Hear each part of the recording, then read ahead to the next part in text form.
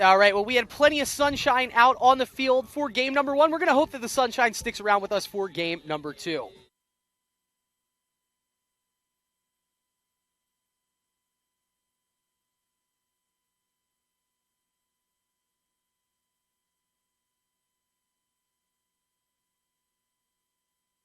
All right, we got the go-ahead from our home plate umpire, so we're about to get started with Game 2 of our doubleheader, and this is going to be our first look at Bri Melchionda on the mound since her no-hit bid, or her actual 7-inning no-hitter against WestConn 5 days ago on Tuesday. She's going to get the start in game number 2. The Beacons winning game number 1, 11-3. It moves them to 13-6 on the season. Emily Doble got the win. It was a rather hard-fought win, but she goes 5 innings strong, allowing 7 hits and 3 runs, striking out 3. Her record moves to 4-2 on the season.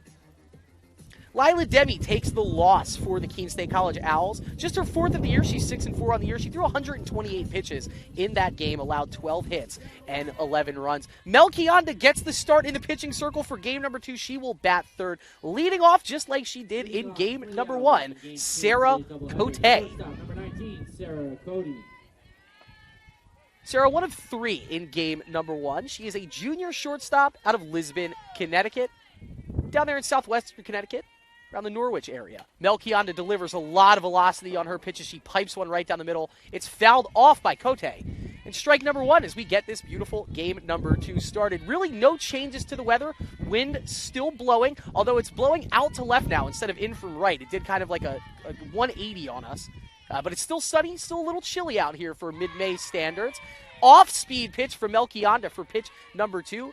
Cote does offer and comes up empty. So quickly, 0-2 the count to Sarah Cote. Bri Melchionda rolling here.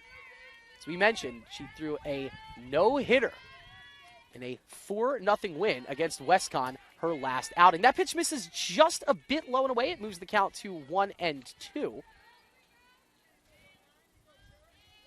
Cote stays inside the right-handed batter's box. She's ready to go. Melchionda a couple of paces back to the circle. Slams that softball into her glove, gets the call from the dugout, winds, fires, and it's a fastball right down the pipe. She challenges Cote, and she wins the challenge. Strikeout swinging, just 4 pitches thrown against the first batter. And Bri Melchionda, 1 batter, 1 strikeout as Cote goes down on strikes. Carissa Miller getting her first at-bat of the doubleheader. She's a true freshman out of Lee, New Hampshire. Has a sister on the team. And number 3, Molly Miller, who is also a true freshman.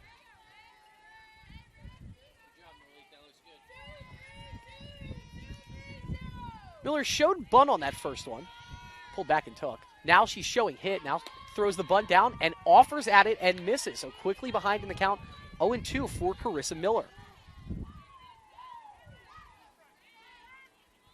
On the season, Carissa Miller, second best hitter for Keene State after she got the game off for game number 1. This is her 12th start and her 17th appearance on the season, and that pitch just misses on the outside corner. Melchionda pumping it in with some authority this afternoon. Count is even at 2-2. We're in the top of the first of game number 2. Beacons looking for their 5th straight win. As that's an off-speed pitch lifted shallow to left. Sarah Harlinski got a good read on it with a head full of steam. She's the one that runs in and tracks it down, calling off the shortstop, Kaylee Bruce. 2 up, 2 down for Melchionda as she gets the pop out of Carissa Miller. Brings up our 3-hole hitter, Megan Moran. She will be playing third base today. She played third for most of game number 1. Couple of hits for Megan Moran.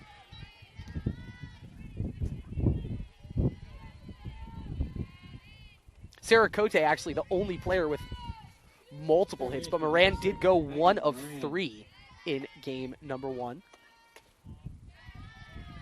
Hitting .259 on the season, she takes that pitch outside for a ball.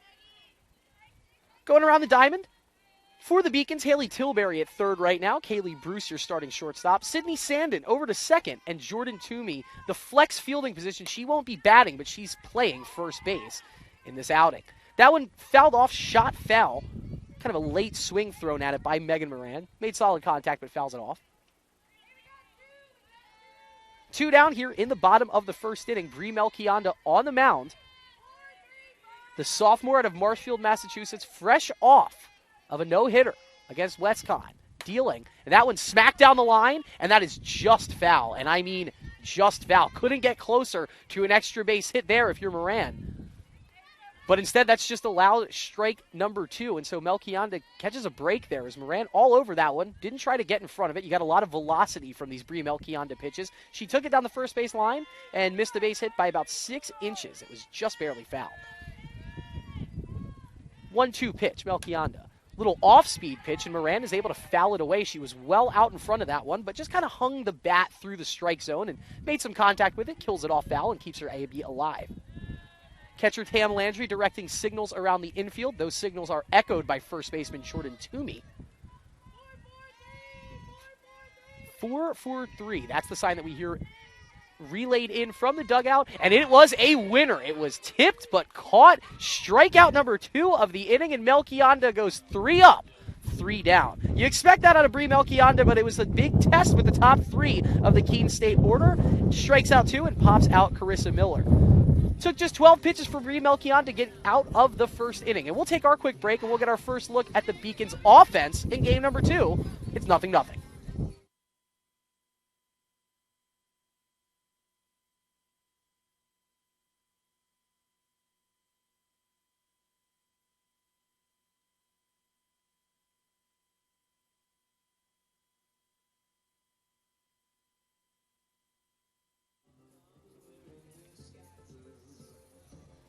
Back here at the UMB softball diamond, and we will get our first look at a left-hander in the pitching circle, Alexis Blanchette.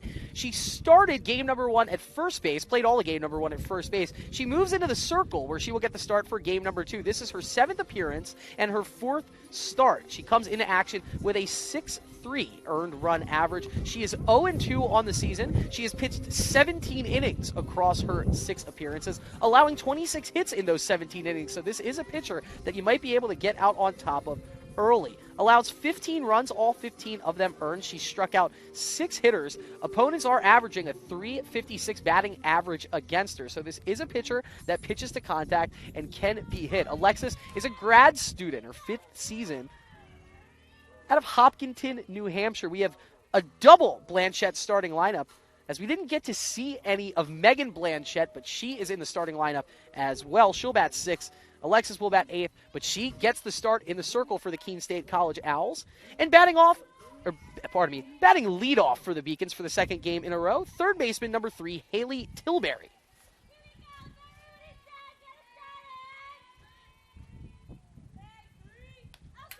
Interesting windup there by Blanchette as she kind of brings it around her wrist and then starts the loop and starts the pitch. She misses up and away, and so Tilbury takes for ball 1. Haley, a junior out of Moosic, Pennsylvania. The lefty Blanchette delivers and kind of beats that one in off the hands of Tilbury. She took a full swing. Might have been better suited to, tuck the hands in there. That one's got to sting a little bit. It's not the warmest April afternoon we've had out here on the peninsula. But Tilbury back in the batter's box. 1-1 pitch on the way from Blanchette. That one misses high.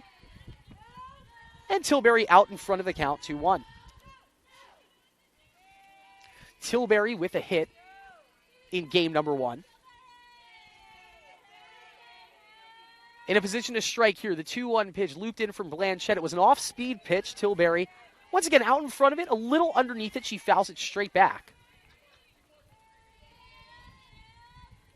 Blanchette, not a big strikeout pitcher. That was Lila Demi. She 36 strikeouts on the season.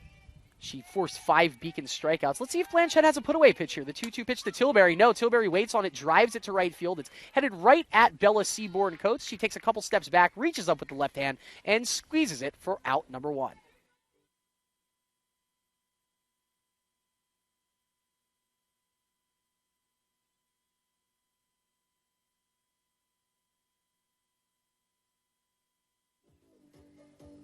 So batting for the second time today, getting the start here in game number 2, Brittany Perquette. She reached on an infield single and ultimately scored on a throwing error. That ended the game in game number 1. It forced the 8-run deficit. And how about Perquette laying down that beautiful bunt? She'll beat the throw from short, and an infield single on a bunt single for Brittany Perquette to set the table for the starting pitcher, Brie Melchionda.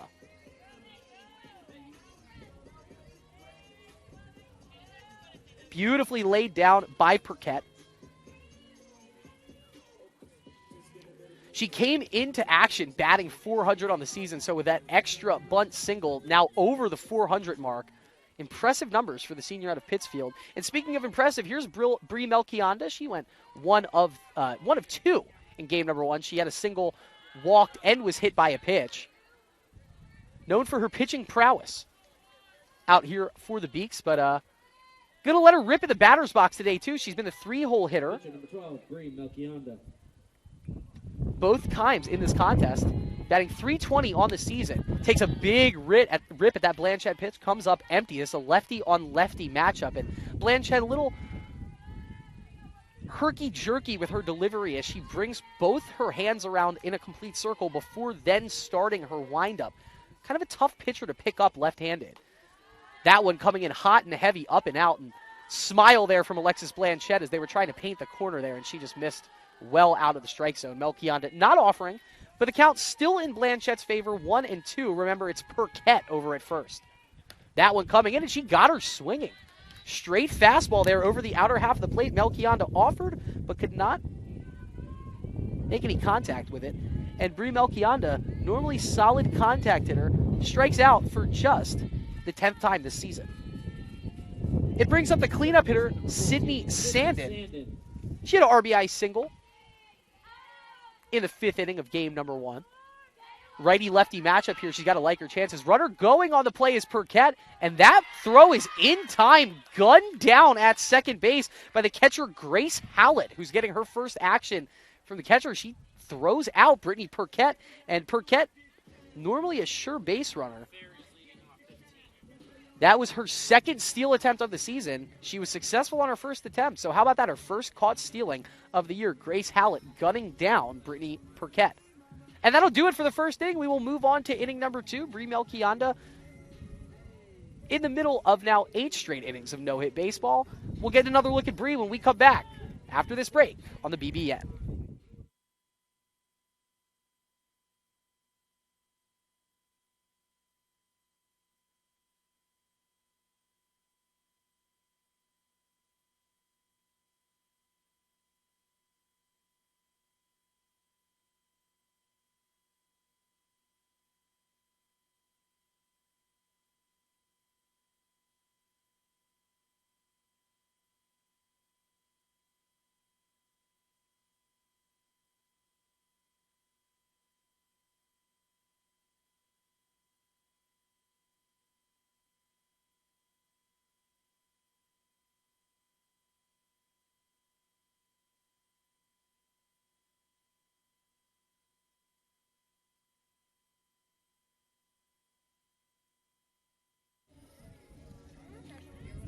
Inning number 2 of game number 2 coming up here at the UMB softball diamond.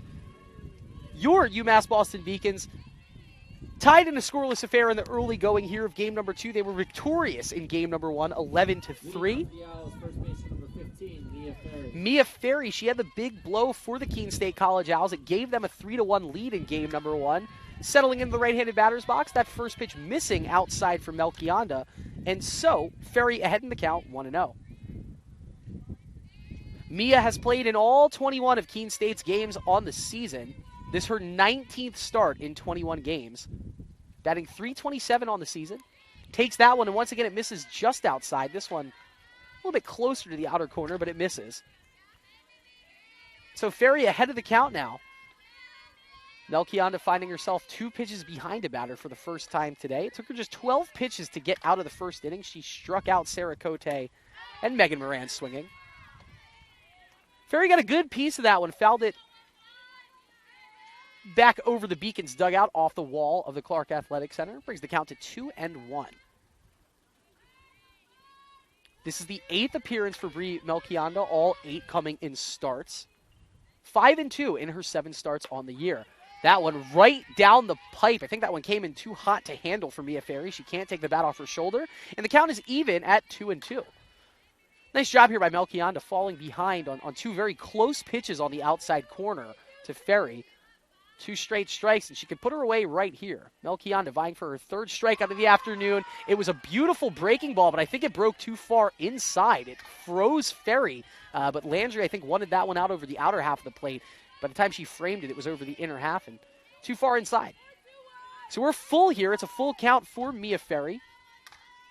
It's a solid on-base percentage. She grounds that one. It is off the glove of Melchionda, and that will be the first hit of this contest. So Brie Melchionda will not get back-to-back no-hitters. That's the hardest feat in sports really to come by, as she allows a leadoff single to start the 2nd inning off the bat of Mia Ferry. And so for Mia Ferry, that's a solid hitter who's keeping a good thing going. Once again, she had that big 2 RBI double in game number 1, and now she sets the table for another solid hitter in Bella Seaborn-Coates, the 5-hole hitter who's playing right field. That pitch pumped in a little bit low for Melchionda. Seaborn-Coates couldn't do much with it, but it is low and away for ball number 1.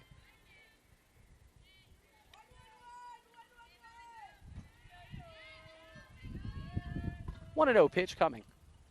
Infielder shaded up the middle here against Seaborn-Coates, and that one misses in the exact same spot, just a bit too far low and away. That's how Melchionda started the at-bat to Mia Ferry before getting 2 straight strikes and then forcing the ball in play on the 2-2 pitch. Let's see what happens here. That one right there, right down the middle with some added oomph on it. A lot of nice rise action for Melchionda. She has a very low release, and so you can really see the vertical rise when she throws a rise ball. It gets her back into this count a bit more competitive. 2-1 the count now. Seaborn-Coates actually out in front of that one, was geared up for the fastball, was ready for it, but swung too soon. Count is even at 2 apiece. Mia Ferry over at first. She has not attempted a stolen base yet on the season. No lead, no primary lead whatsoever, as that one's fouled right back towards me. Off the fence here, and the count stays at 2-2. Nice job there by Seaborn-Coates. Once again, that was a fastball low and away, and all she could really do was just kind of chuck the bat head at it and hope to foul it off. She did to keep it alive. Melchionda slams the softball into the mitt before grabbing it back into her right hand. She delivers. That off-speed pitch took a little bit off of it. Seaborn-Coates out in front of it. She fouls it off into the visitor's dugout. And we'll try this again. Once again, the count at 2-2. Ferry at first. A scoreless game here in the top of the 2nd inning. Beacons looking for their 5th straight win after taking game number 1, 11-3. Melchionda gets the sign, winds, fires. It's right there down the pipe, and Seaborn-Coates can just stare at it as that ball was humming. Melchionda, her 3rd strikeout of the afternoon, her first looking, and it'll bring up the 6-hole hitter. Designated player, number 20, Megan Blanchett. Megan Blanchett coming in, sister of the starting pitcher Alexis Blanchett, number 20 on her jersey. She's DPing this afternoon, so not out in the field currently. Megan Blanchett, a .250 hitter on the season. She's slugging .280. 9 hits across 36 at-bats. Slaps that one just a bit too late. Close to the right field line, but it goes foul by about 4 feet. 1-1 the count to Megan Blanchett.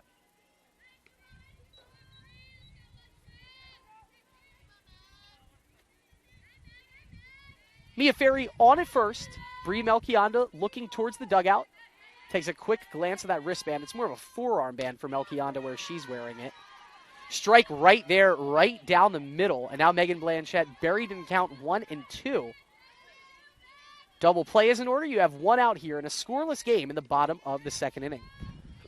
We mentioned it took Melchionda just 12 pitches to get out of the 1st inning. They're making her work a little bit more here in inning number 2. 1-2 pitch on the way to Blanchett. It is right there, and for the 2nd straight time, a Keene State College Owl has struck out looking. Blanchett goes down. It's strikeout number 4 for Melchionda. Grace Hallett at the plate right now. First at bat, she didn't play in game number 1. We've already called her name once because she threw out the runner, Brittany Perquette, to end the bottom of the 1st inning. First pitch of the at-bat, that comes in a bit high, a little loose out of the hand of Melchionda. And Grace Howlett ahead in the count, 1-0.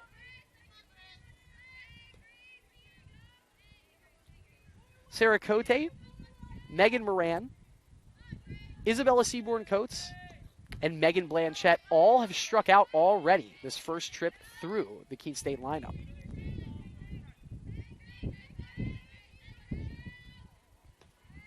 Last pitch for Melchionda, missed with a ball.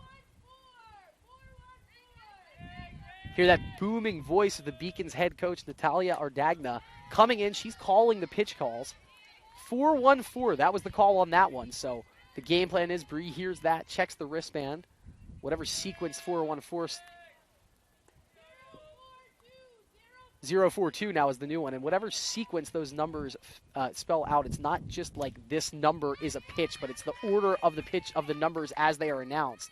Melchionda couldn't find the strike zone there in that at-bat against Howlett. Just one strike over the plate. A 5-pitch walk for Howlett. Now there are 2 runners on with Alexis Blanchette at the plate. That's the first walk issued by Bree Melchionda. And Keene State, if nothing else, making her grind a little bit to get through this second inning. Blanchette takes right down the middle. Melchionda has been peppering the bottom half of the strike zone. Really anything that has come across low has come across as a low strike. Alexis Blanchette, left-handed hitter, hitting 176 on the season. Slaps at that one. Great job by Kaylee Bruce to knock it down, stay with it. She flips it to the third baseman, Haley Tilbury, and she gets the runner by a split second. Not an easy play by Kaylee Bruce, but she sticks with it, and the Beacons do get out of trouble with no harm. We'll move into the bottom of the second inning. It's still scoreless here, 0-0 in game number 2.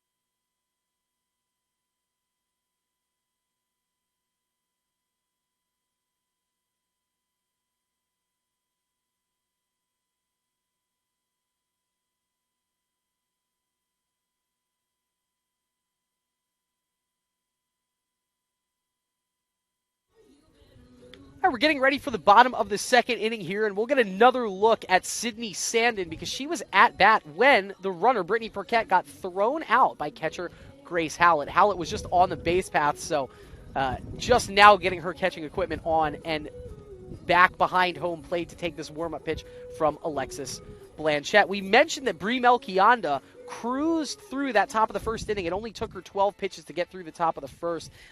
Much tougher affair. She's up in the 30s now in her total pitch count. Really solid first inning for Alexis Blanchette as well. We looked at the numbers and thought that the Beacons lineup might be able to touch up Blanchette pretty quickly. Instead, she got through the Beacons, not 1, 2, 3, but only truly faced 3 batters in 10 pitches. So fresh arm for the left arm of Alexis Blanchette. And so Sydney Sandin will get her second fresh at bat against Alexis Blanchette. Let's see if she does something with it. The first one across a bit too high, misses high and wide. Alexis Blanchette seems to just be having a great time whenever she's out on the softball diamond. She was smiling a lot at first base. Her and her catcher kind of keeping a running dialogue right now, and you can see a giant smile on the face of Alexis Blanchette even after she misses a pitch. I don't know if maybe she was smiling at how she missed pitch number 1, but it's pleasant to see. Locked into a tight conference contest here right now, and the starting pitcher for the Owls all smiles.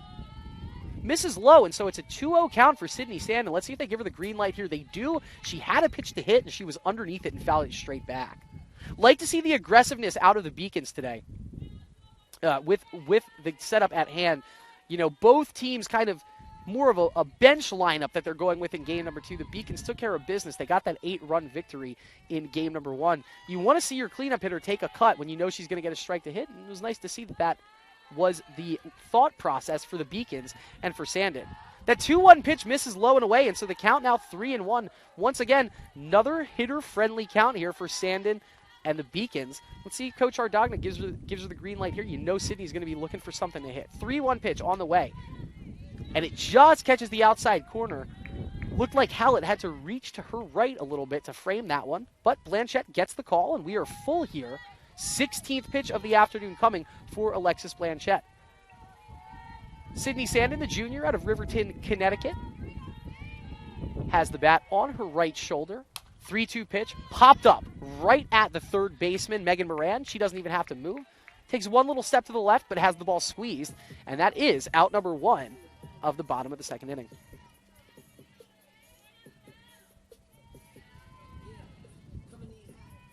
The designated player, number 7, Kaylee Ruggiero. Kaylee Ruggiero up, batting as the designated player. She swung on the first pitch she saw in game number 1 and ripped it deep into the left center field gap. The ball hit off the base of the fence. Ruggiero got that 6th-inning offense started with that double, ultimately did come around and score on the deciding play that won the game for the Beacons in the bottom of the 6th inning. She's down quickly in this count, 0-2, as Alexis Blanchette wasting no time, just coming right at this Beacons lineup. Alexis quickly back into the pitcher circle. She gets the sign from her dugout. Ball in the left hand. She winds and fires and misses high. That one kind of at the head of Kaylee Ruggiero. Not a hard test to not swing the bat at that one. And so Blanchette, still with a smile on her face, takes a step back out of the pitcher circle. Now she readdresses the mound. Looks to her catcher, Grace Hallett, for the sign and delivers. That one is fouled directly off the top of the helmet of Grace Hallett. It's weird. You only see that in softball with like the balls with the vertical rise like that, because somehow Kaylee Ruggiero's bat got over the top of that ball and hit it back down onto the top of Grace Hallett's head. Everybody's got their equipment, and everybody is laughing out here on the UMB softball diamond. Good vibes out here, as we knew that we were going to have to. We were playing the doubleheader today. Everybody ready for 14 innings of baseball. Blanchette delivers and misses that one. So good eye from Ruggiero. She's worked the count back even to 2-2. It took just 10 pitches for Alexis Blanchette to get out of the first inning, and she's already there now after the long at-bat to Sandin and this current at-bat to Ruggiero. That one misses outside 3-2. Once again, Ruggiero just spits on that. Not really going to test her there with the ball that far away. And so the count is full for the hot-hitting Kaylee Ruggiero. Kaylee, after that big double, now brought her average up to 230 on the season. Full count pitch, fouled back. Ruggiero making Blanchette work. She's now over her 10 total pitch count number that she threw in the first inning. Howlett throws it back. Blanchette working very quickly. Swift pace directly back to the pitcher's mound. And we'll do it over again. Ruggiero takes a deep stare into the barrel of her Easton bat. Exhales. Now she's ready for the 3-2 pitch. Throws the bat out on it, pops it up towards no man land. Cote takes a couple of steps back, and she will glove it calmly for out number 2 in the bottom of the second inning. So Blanchette has allowed the hit on the bunt single to Perquette, but she has still faced the minimum as Tam Landry, the 6-hole hitter, comes up with 2 out in inning number 2. Landry, first pitch swinging, chops that one foul. It will stay fair. It stays in fair territory, and the throw gets to first base just in time. And so that is a very quick bottom of the second inning. It took 10 pitches for Blanchette to get out of the first. It takes her 12 to get out of the second. And the Beacons still have not been able to do much with this crafty grad student fifth-year pitcher. We'll come back with the top of the third inning, still scoreless, here at the Beacons softball diamond. Third inning after this on the Beacons Broadcasting Network.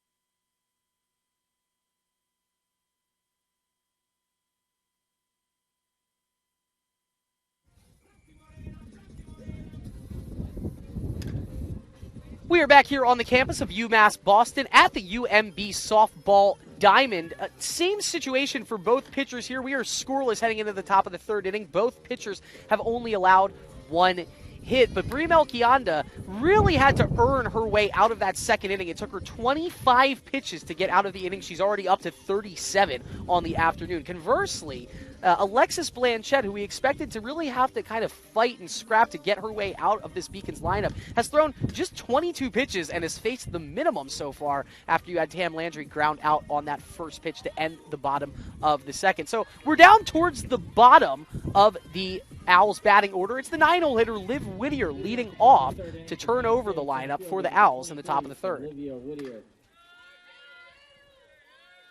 Whittier, a .205 hitter, 9 hits on the season across 44 at-bats, and she takes one right down the middle from Melchionda. Brie has that beautiful kind of outside-in cut, like a true two-seam cutter. It comes out of her hand. It looks like it's going to tail away from the hitter, and then while it's making its way towards home plate, it starts cutting back in towards the hands. That one was right there. That next one with the same cut action, it's a little bit low, and so the count back even at 1-1 for Liv Whittier. Olivia, in her true freshman season, we mentioned out of Gill, Massachusetts, plays first base when she's not out there in center field, but a very smooth, natural, ground-covering center fielder. So she's probably carved out her spot in the middle of the Owls' outfield for her, next 3 years to come if she likes playing center field. It's probably all hers. 2-3-1, that's the call from the Beacons dugout. Well, let's see what that leads to. Offered at, and she held her swing on that. It's called low and a ball. Very close for Whittier to go around on that one. They do ask the umpire who's at first base, and no, it is stated that Whittier did hold her swing. And so instead of an even 2-2 count, we are at 3-1. Whittier out in front of Melchionda. Brie has issued a base on balls today.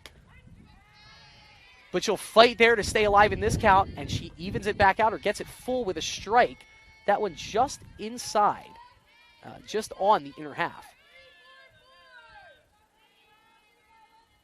Full count pitch coming here. Melchionda winds, fires, and that paints the inside corner. Whittier didn't like the call. You can see her kind of throw her palms up, but for Melchionda, it is the 5th strikeout of the afternoon. She K's Whittier looking.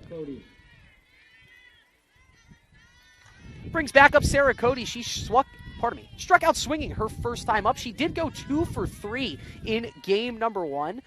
Coming into action today, batting a clean .400 on the season, but swings and misses very late on that first pitch and is just having a hard time picking up that fastball out of the right hand of Brie Melchionda. 32 total bases for Sarah Cote. She leads her teammates by the next closest Keene State Owl by 8 in that regard. She can get on and get over. And a good eye there is she's finally able to kind of discern what she was looking at from Melchionda. That one running away from her a good bit, misses outside, and the count is even at 1 apiece. Cote in open stance, crouched low in the batter's box, takes that one on the low and inside corner, and Melchionda out in front of Sarah Cote, 1-2. Be really nice to see Brie Melchionda just start settling back in again. She's been pumping in strikes here in this third inning. Already struck out Whittier looking, vying for a second straight strikeout. Took a lot off of that, and that ball just missed high. Sarah Cote was ready for the fastball, and a huge change in velocity when Melchionda switches between her fastball and off speed. But Cote didn't offer, so we're even at 2-2, and there it goes, the fastball. Melchionda reared back, and wow, had something extra with that. Cote had no chance. Strikeout number 2 on the day for Sarah Cote. Strikeout number 6 already for Brie Melchionda. And we have 2 outs in the bottom of the third inning. Carissa Miller makes her way up. Carissa Miller seeing her first action in the doubleheader. She didn't play at all in game number 1. She popped out in her first at-bat, and she takes for strike number 1 behind the count 0-1. 6 strikeouts for Melchionda. 3 of them looking, 3 of them swinging. She's ahead of Carissa Miller here, 0-1. And she's challenging her, puts it right there, right over the heart of the plate. Big cut there for Carissa Miller, comes up empty. 0-2, and Melchionda 1 strike away from striking out the side and doing it in 11 pitches. She takes a look at the wristband, comes set, winds, fires.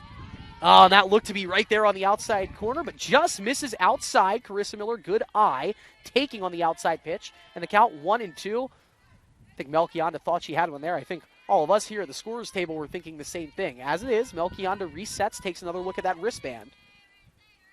Comes set, and pitch. That ball low. Count moves even to 2-2. That's Carissa Miller showing a good bit of patience at the plate. We mentioned, in terms of average, second best hitter on this Owls team. She's slugging .406 on the season. Has only drawn 2 walks at the plate. And she won't walk there. A beautiful off-speed pitch looped in. Tam Landry was able to reach out and snag that one as Carissa Miller well out in front. The timing was off, and Brie Melchionda strikes out the side. 7 strikeouts, 9 outs recorded, 7 of them via strikeout. We'll take a quick break and head to the bottom of the third after this at the UMB Softball Diamond. Still scoreless.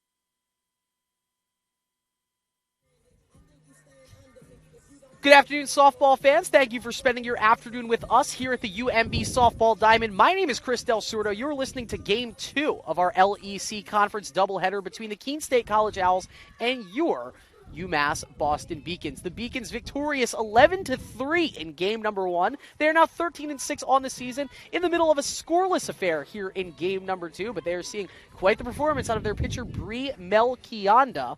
She has thrown 48 pitches so far, striking out 7 batters in the 9 outs she has recorded. Time for the Beacons offense to turn it on a little bit. Alexis Blanchette, a pitcher who came into action with a 6.3 ERA, has faced the minimum so far. She has allowed a hit, but they threw that base runner out. So 6 up, 6 down, and it's the 7-hole hitter, Ali Dayuti, batting for the Beaks. Started in both games this doubleheader. She was actually batting in the 2-hole in game number 1, down in the 7-hole here. Takes a big rip at that one and grounds it sharply to Megan Moran at third. Moran comes, sets, fires across, and Mia Ferry makes the squeeze at first. A couple of steps out in front of Dayuti. She is out, grounding out for out number 1 of the bottom of the third.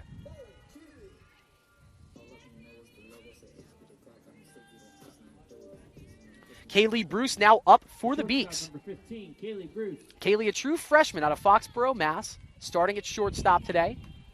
Takes that one high from Blanchette and gets out in front to start this at bat 1-0. Kaylee, a .230 hitter, 5 hits in her 22 at-bats on the season. 1-0 pitch from Blanchette. That one was right there, and big strike as that one hits the storage container right behind the dugout there. The on-deck hitter, Sarah Harlinski, hit the deck on that one, was hit on the screws, just a little late. Love to see Kaylee Bruce straighten that one out. She might still be running around the base paths. We're even at 1-1, and she grounds that one softly. It bounces up off the glove of Megan Moran. No throw from Sarah Cote, and that will be the second hit of the afternoon as a base hit for Kaylee Bruce loads the table, sets the table ever so slightly for the Beaks. That one was absolutely rifled at the third baseman, Megan Moran. She got a glove on it, but had no chance of feeling that one cleanly. So, Kaylee Bruce hit number 6 on the season. And now Sarah Harlinski, the offensive star of game number 1. She takes that pitch, throwing the slap out there. So behind in the count, 0-1. Sarah was 3 for 3 in game number 1, including a double. She scored a run and batted in a run, and really just was the catalyst at the bottom part of this Beacons lineup. She does slap at the third baseman, and how about that? There's nothing Megan Moran can do with how fast Sarah Harlinski is. It's basically touch bat to ball and end up safe on first. Moran, by the time she fielded that one, there was no throw for Bruce at second. Harlinski reaches with a base hit, and now 2 on and 1 out as the Beacons turn the lineup back over for Haley Tilbury. Kind of feel bad for Megan Moran there because that's 2 balls that she got her glove on, but really no chance, and not her fault on either of those to not get the out at first, but you have two speedsters on the base paths in terms of Kaylee Bruce and Sarah Harlinski. Tilbury not slow herself. Kaylee on the season, 4 stolen bases. You have Sarah Harlinski with 8 now after she stole a base in game number 1. And Kaylee Bruce 3 for herself. So want to put some bat to ball here and see if that can just get the Beacons rolling around the base paths. That one was fouled off directly off of the face match of catcher Grace Howlett. She's okay, but that one was close to hitting her right hand as you see her kind of shaking out that right hand here. So we have a very pleasant umpire. He's going to come over and just have a nice chat with the Beacons dugout, kind of get Grace a couple of extra seconds here to maybe get some feeling back in that right hand as she's still holding that kind of loose to her right side. Blanchette smiles. She's waiting to get the ball back, and I think we're just making sure Grace is going to be okay here to keep catching. It's a little bit chilly out here, not the coldest day we've ever had for a softball game. There's something going on over here in the Beacons dugout. I just want to make sure I'm not missing anything fun. All right, Grace Howlett, she's all right. Blanchette has the ball, so she's ready to go. And back into the batter's box goes Haley Tilbury, even on the count.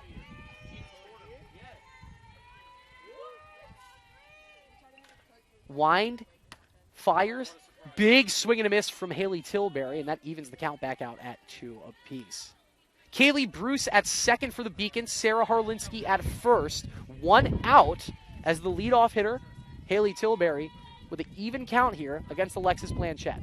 Pitch in. Off-speed pitch, and it is rifled deep to left field, but tracked down by Paige Barbieri, the designated player. We've seen her play left field for I guess all 10 innings that we've played so far today. Haven't seen her bat yet, but she shows off the wheels there, the junior out of Wallingford, Connecticut, and she tracks that one down. That was striped off the bat of Tilbury, but she lines out for the second out of the inning. Center field number 4, Brittany Burkett. Brittany Burkett, she is up. Was the lone base runner for the first 2 innings for the Beaks as she reached on a bunt single. Brittany was then thrown out trying to steal second to end the bottom of the first. Behind in the count, 0-1. We're still scoreless here. The Beacons threatening, though. Harlinski on at first, Bruce on at second. 0-1 count to Burkett. Slaps at that one and just a bit late on that. Nice footwork there by our third base coach, keeping that ball from rolling out of the way, and we'll get to keep that one in play. It gets Burkett back to the batter's box about 5 seconds sooner. Blanchette, 1 pitch away from getting herself out of another jam here in the early going. Here's the 0-2 pitch, but Burkett slaps it, drops the bat head on it, and it goes just foul. Very good placement there from Brittany Burkett. About 5 feet over third base, but about 4 feet foul, and we'll have to do it all over again.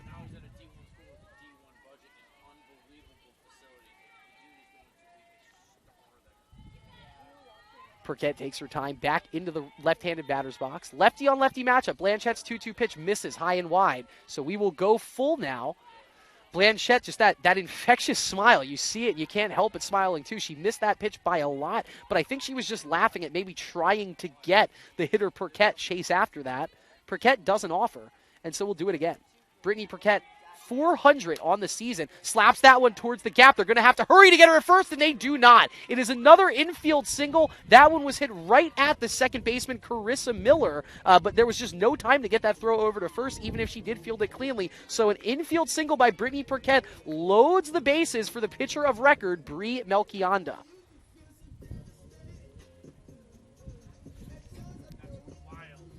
Quick timeout called on the field as head coach Natalia Ardagna with some words for Bree Melchionda here. The bases are loaded. I think maybe there was a different approach originally, and now they're going to switch up the sights of Melchionda. Alexis Blanchette, the pitcher on the mound right now for Keene State, really flew through this Beacons lineup. It took her just 25 pitches to get out of the first 2 innings, but this is the 6th different hitter that she will face in this, the bottom of the 3rd inning, and this is the closest either team has been threatening to score a run. Once again, it's Kaylee Bruce, the 8-hole hitter at 3rd, Sarah Harlinski, the 9-hole hitter at 2nd, and then the 2-hole hitter, Brittany Burkett, on 1st right now. Here's the pitcher, Bree Melchionda, takes that first ball in from Alexis Blanchette low, and she's out in front, 1-0. This is the 18th pitch of the inning, about to come up for Alexis Blanchette. Bit of a staff day for the Owls as they go with a pitcher making just her 4th start of the season. 1-0 pitch to Melchionda. That one just misses low and in, and so Bree in a good spot here, up 2-0 on the count. You have downright speedsters at first and second with Perquette and Harlinski. Bruce, no slouch herself, on third.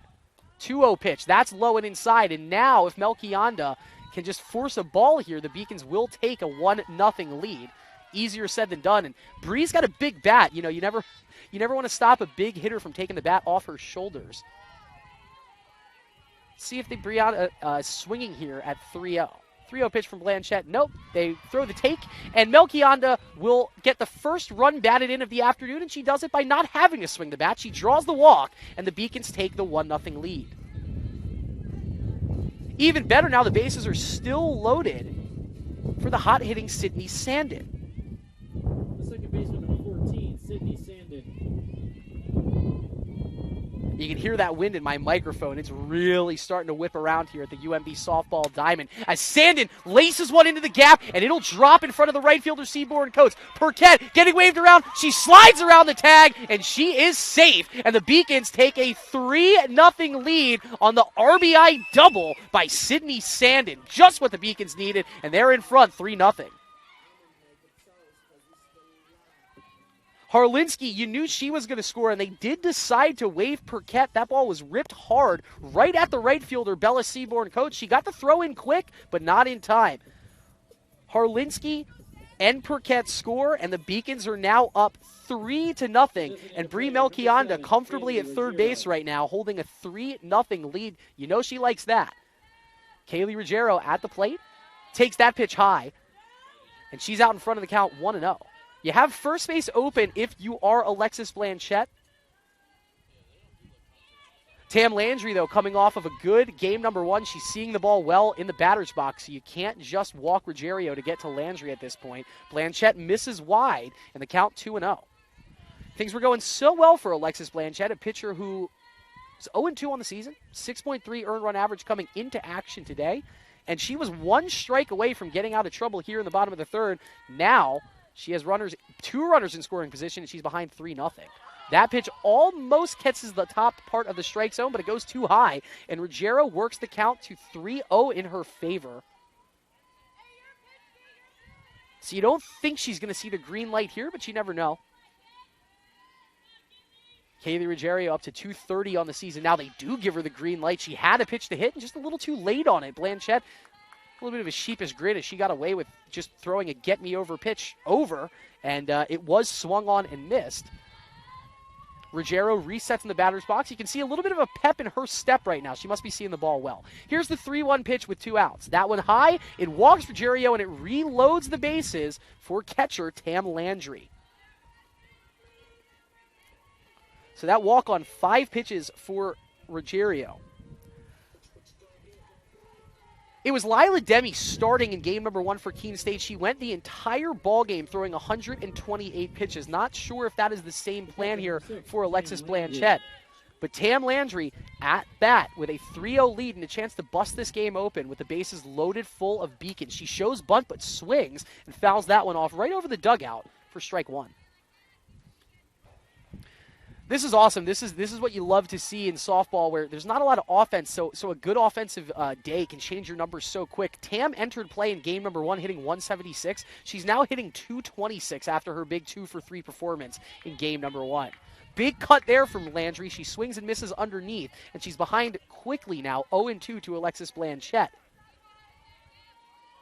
Not the best run of play for Alexis Blanchette, but you know she'd be happy to get out of this inning with just 3 runs surrendered. She could do it right here. The 0-2 pitch is slapped at by Landry. That was almost trouble. I mean, that was almost right into the Beacons dugout. Luckily, they have the double-tiered fence there, and everybody all right. You got to think Ali Diudi, who's there in the on-deck circle, that ball was not too far from her. And she's all right. Everybody okay. And we will reset here. Another 0-2 pitch coming. Landry fouls that one up almost right directly towards us. And so Tam fighting it off, staying alive here now as she resets. Still down in the count 0-2. Ali Diudi led off this inning, so the Beacons have batted around here in the 3rd inning.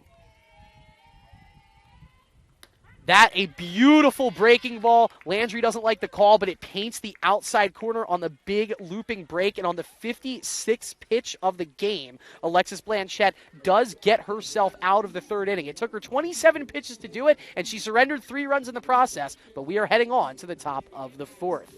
Halfway through game number 2, and the Beacons are in front, 3-0. We'll take a quick break and be right back with more after this on the Beacons Broadcasting Network.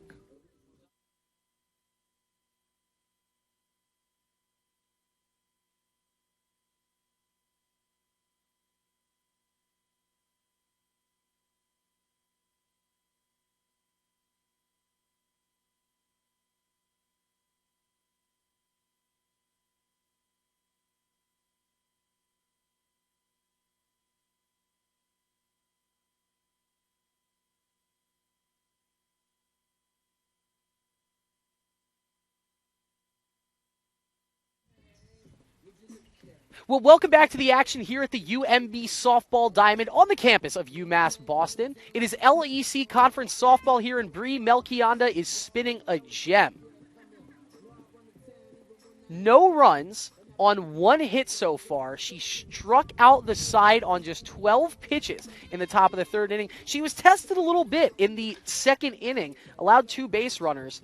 Keene State was pressing, but they did not push a run across. And now with that big 3-run bottom of the 3rd inning, you got to think Melchionda probably going to try and put it in cruise control here and just pitch the game that she wants to pitch and just get the rest of these Owls out by the wayside. You can do what you want here because you have a 3-run lead to work with.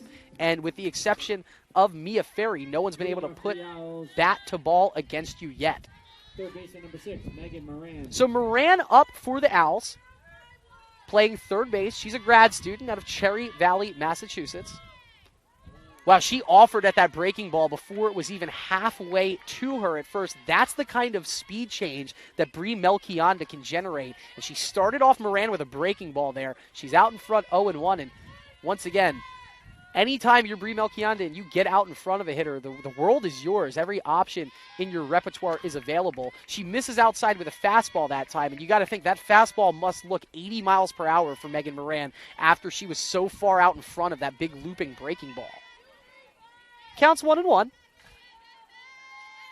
Melchionda gets her sign and just pumps it right there. Whenever those balls are coming in low fastballs, they're going to be right down the middle. That's what I've seen in my limited experience watching Bree Melchionda pitch. She can really pump that part of the strike zone, and it's really hard to get the bat head down to a low pitch like that. 1-2 pitch on the way for Melchionda. A little bit of contact made there by Moran. She's able to foul it off over our heads and off the far wall.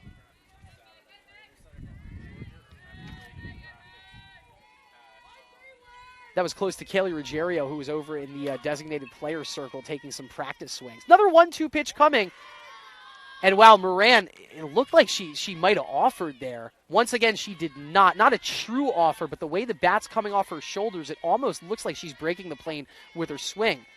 Moran not seeing the breaking ball too well, and she's missed the fastballs twice, so that might be what we go to here. Let's see, 2-2 pitch from Melchionda. It is a fastball. It's just a bit low, and that brings the count full to Megan Moran.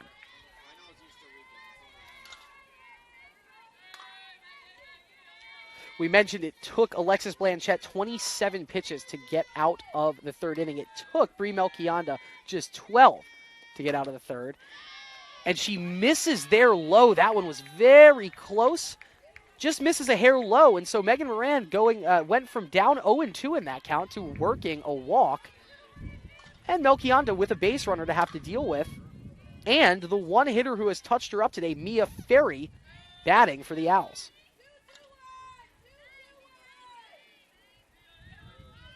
It's an 8-pitch walk for Melchionda. Great patience there by Moran. Just running up the pitch count a bit on Melchionda. First pitch, though, swung on and missed from Mia Ferry. 2 big hits today in this doubleheader. She laced a line drive down the left field line for a 2 RBI double in game number 1.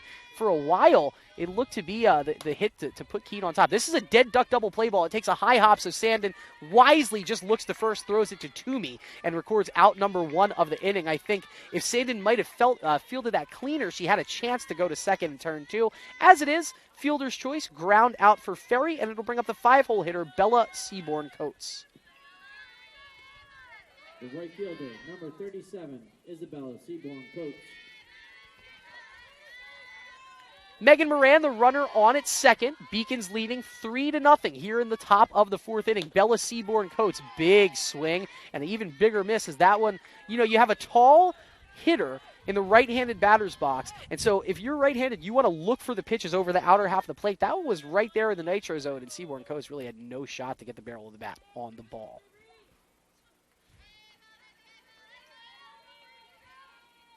Not quite sure what that interaction was there between the home plate umpire and head coach Ardagna, but we're back at it. 0-1 is the count. Melchionda takes a look to her wristband, comes set, winds and fires. That pitch climbing the ladder a little bit. It changes the eye level. Seaborn Coates was looking low after the first pitch. That one a little high, but right down the middle. She swings and misses, and Melchionda right back in her rhythm, ahead of Seaborn Coates, 0-2. 7 strikeouts already on the day for Melchionda. Make it 8 as she gets Seaborn Coates to go fishing. Runs that off-speed pitch out off the plate. Seaborn Coates offers, strikes out, swings and misses. That is the 8th strikeout of the afternoon for Bree Melchionda. One batter away from getting out of trouble and flipping the lineup over for the Beacons heading into the bottom of the 4th. It's the 6-hole hitter, Megan Blanchette, sister of Alexis Blanchette. Both of the Blanchetts, Hopkinton, New Hampshire natives. Megan swings and misses at the first pitch, so Melchionda quickly back out in front, 0-1. Megan Moran looks on, the runner at second. Runs on her secondary lead. It's a bit of a late swing there from Megan Blanchette. She jam shots it over towards the Beacons dugout, and quickly behind, 0-2. Pretty impressive sight to see a pitcher as talented as Bree Melchionda just doing what she's doing right now and rolling through this Keene State batting order. Once again, this is the 6-hole hitter. No pushover in Megan Blanchette, but she's 1 strike away from getting out of the inning. Tries to take something off and maybe sneak the breaking ball, right out in front of her there and get it past her. Megan thinks wiser of it. Bree Melchionda, 65 pitches thrown this afternoon. This is about to be pitch number 66. Will it generate strikeout number 9? No. Foul tip. Megan Blanchette fighting up there. She throws the bat head at it. Makes some contact. Tam Landry has to chase back to the backstop to get it back to Bree. And we will try all over again here with a 1-2 count. Megan Blanchette, 5'5", right-handed hitter.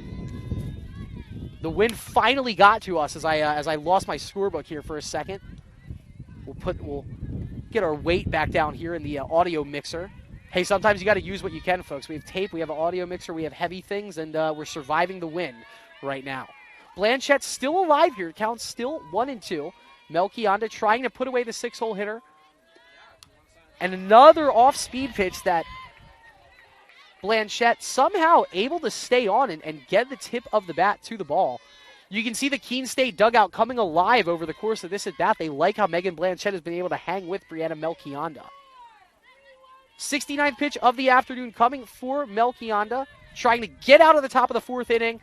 Fastball grounded right back to Bree. She goes, throws it to Toomey, and is out of trouble. So Blanchette makes contact, but she grounds out softly to first. And that will end it here for the top of the 4th inning. Quick break. We will head right back into the bottom of the 4th with the Beacons up 3-0.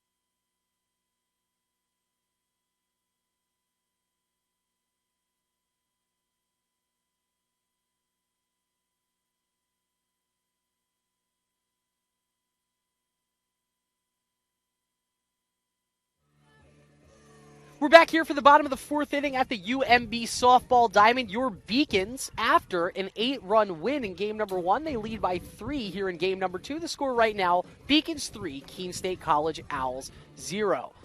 Fourth inning of work about to get started for Alexis Blanchette here. She cruised through the Beacons lineup in the first and second innings, but she ran into some trouble in the bottom of the third, an inning that was led off by this batter, Ali Diuti. She actually started the bottom of the third with a ground out, but then it was 3 straight hits, and it ultimately led to a 3 spot in the third. She will get us started again here, Ali Diuti, working against Alexis Blanchette. Ali, a senior out of Braintree, Massachusetts, wearing number 11 on her black and blue Beacons home uniform. First pitch of the bottom of the fourth is pumped right in for a strike. Diuti falls behind in the count early, 0-1. Diuti 1 hit in game number 1. Hitting .389 on the season, takes a big hack at that one, and comes up empty. So very quickly, 2 pitches into this inning for Blanchette. And she's ahead of Diuti, 0-2. Just 56 pitches thrown up to this point. It was a 29-pitch bottom of the third. But it takes her just 3 pitches to get by Ali Diuti. She strikes her out swinging. And Alexis Blanchette records her 3rd strikeout of the afternoon. The shortstop, number 15, Kaylee Bruce. So Melchionda, Landry, and Diuti, the strikeout victims. Kaylee Bruce got everything started. She ripped a ground ball towards third baseman Megan Moran. She was able to beat the throw and subsequently was the first of 3 runners to score in the bottom of the third. She takes and is out in front of the count 2-0 to Alexis Blanchette. 2-0 pitch. Bruce swinging. Ropes that one, but it's right at Bella Seaborn Coates. I tell you what, great job scouting by Keene State because their outfielders, especially their center fielder Whittier and right fielder Seaborn Coates, have been exactly where they needed to be. They haven't really had to move to catch any of these fly balls. The left fielder, number 19, Sarah Harlinski. So quickly, 2 up, 2 down, and now Sarah Harlinski, who, get this, has yet to be recorded out today. She is 4 for 4 today, 3 singles and a double. She has scored 2 of the 4 times she has been on the base path. So the hottest hitter for the Beacons up right now, with Blanchette trying to just roll through the inning here. Harlinski shows bunt, bunts it foul, and so she's behind in the count now, 0-2. After that 3 for 3 performance, Harlinski entered action today hitting .441. She is now 16 of 35. If she were to reach base safely with 2 hits in her next 2 at-bats, she'd move her average up to 500 on the season. As it is, she has a 1-2 count to worry about here against the lefty Alexis Blanchette. She takes, and so we're even at 2-2.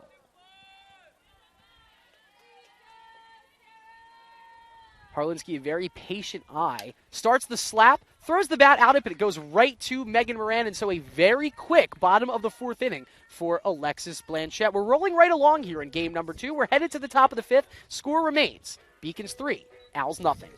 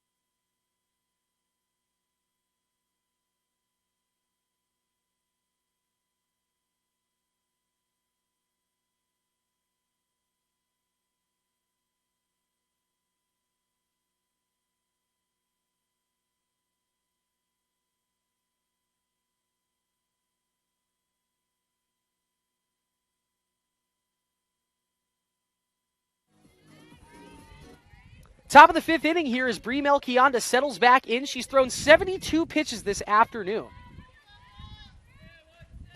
Leadoff hitter.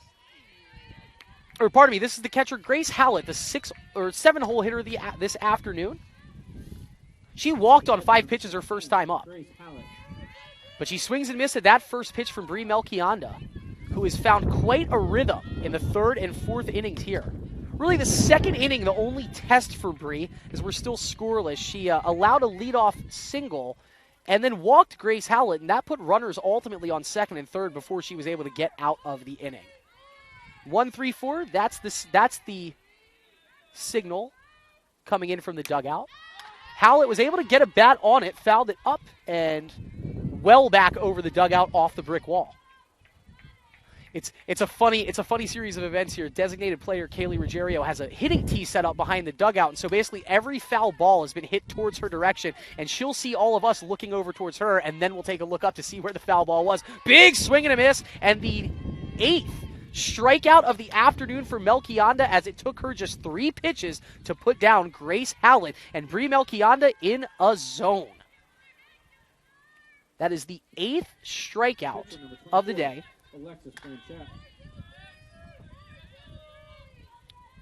She struck out both Sarah Cote and Bella Seaborn Coates twice already. And Alexis Blanchette, she was able to put bat to ball, her one at bat today, but she reached on a fielder's choice, but grounded out to 3rd. Melchionda takes a quick look at that wristband.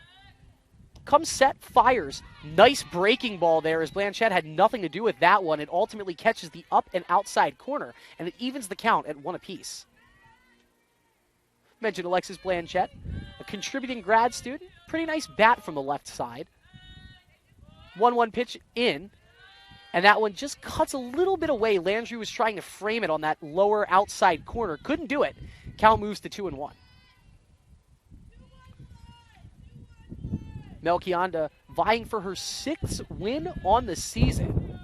ERA, a microscopic 1.44, trying to get the shutout today to just bring it that much lower. That strike over, and now Blanchette, 2-2 count. Melchionda vying for her 9th strikeout of the afternoon here. Blanchette was able to put bat to ball the last time this was the situation. She's looking at that one, and it misses high, so the count goes full, 3-2.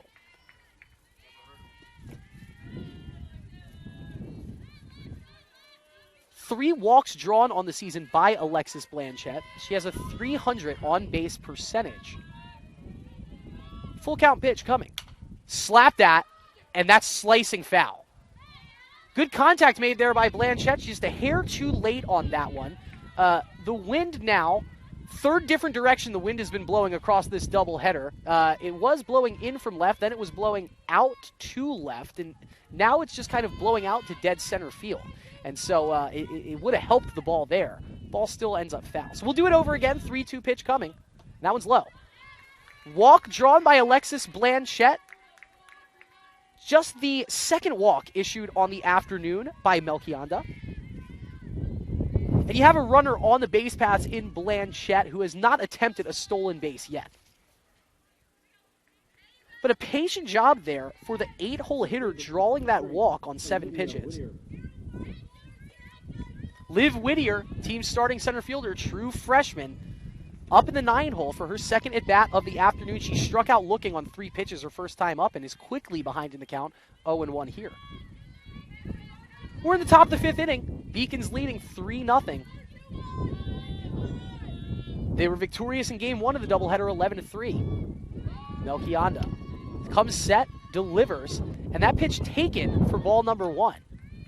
I think first baseman Jordan Toomey was half expecting Landry to come to 2nd, and the runner Blanchette never tested the arm of Landry there.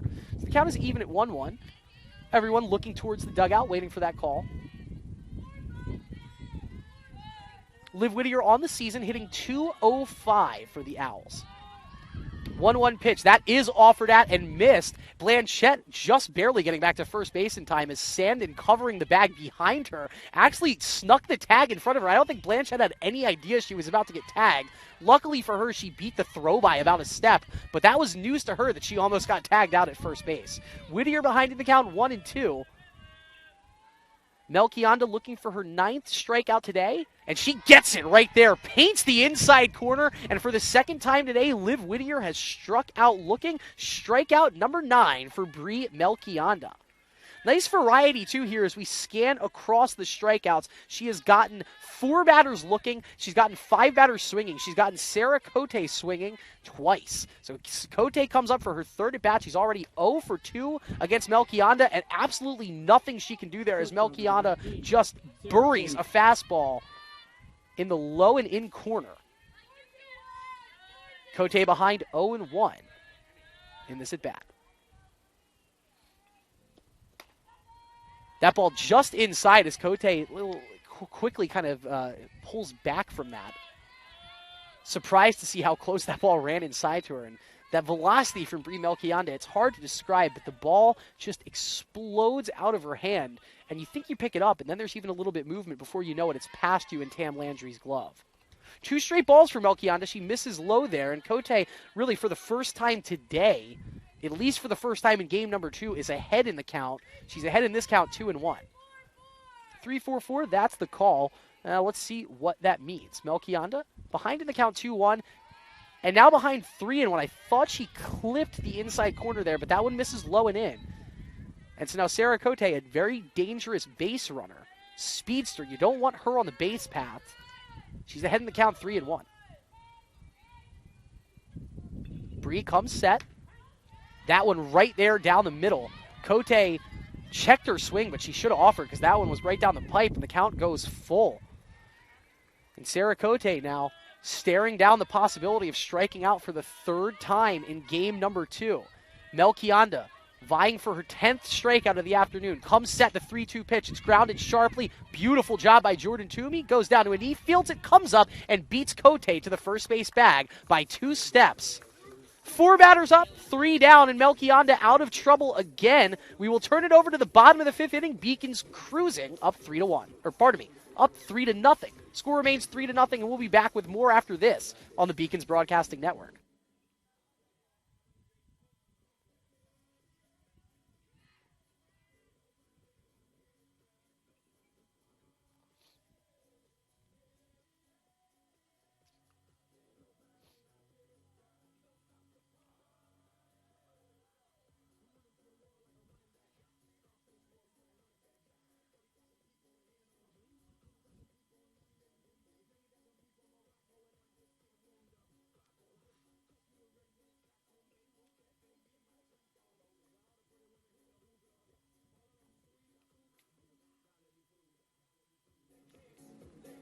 Back here, it's the bottom of the 5th inning coming up at the UMB softball diamond. The Beacons already 1 win today, vying for win number 2 and trying to get their 14th win in 20 games on the season. This is the bottom of the 5th inning. We have had 8 scoreless half innings. The 1 half inning that pushed some runs across, that was the bottom of the 3rd for the UMass Boston Beacons. And it actually started with a ground out, but then Kaylee Bruce, the 8-hole hitter, hit a ground ball single to 3rd. Sarah Harlinski did the exact same thing, so putting runners on 1st and 2nd. And after Haley Tilbury lined out to left field, the Beacons had 2 on, but they had 2 out. But then a Brittany Perkett single loaded the bases. Bri Melchionda finally brought the run across by drawing a bases-loaded walk, and then a big RBI, 2 RBI double by Sydney Sandin brought both Harlinski and Perkett across. So Bruce, Harlinski, Perkett, the 3 run scorers, and they scored all those runs in the bottom of the 3rd. We're in the bottom of the 5th right now, and Haley Tilbury will turn the Beacons lineup over again. This is the leadoff hitter batting for the 3rd time, and she takes the first pitch from Alexis Blanchette, low and away for ball number 1.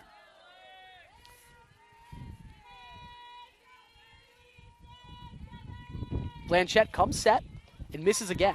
Skips that one in low. That was right after we had a huge gust of wind come and just blow all of our papers away. Every now and then, you got to wonder, when that gust of wind comes while the ball is in transit being pitched, is there any effect on it? I don't know, but that one came out of Blanchette's hands funny. And Tilbury ahead in the count 2-0.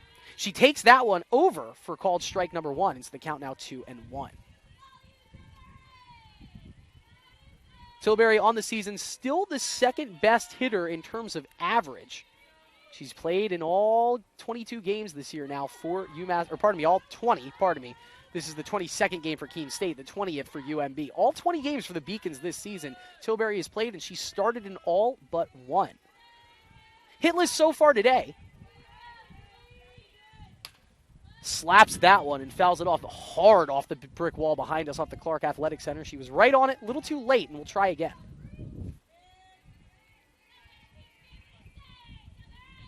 Tilbury has struck out 9 times on the season. Trying to avoid that here. Blanchett ahead of the count, delivers. Tilbury pops that one up. It's coasting foul, giving chase to the first baseman, Mia Ferry, but she will pull up before she gets to the dugout. It goes out of play, and we'll do it over again. 1-2 the count to Haley Tilbury. Northeastern Pennsylvania native, vying for her first hit of game number 2. She did record a hit in game 1, and she stares at that ball right down the middle. She started her run back to the dugout before the ump even started his strikeout call. Beautiful little off-speed pitch there by Blanchett. It got Tilbury off balance, and that is the 4th strikeout recorded of the afternoon by Alexis Blanchett.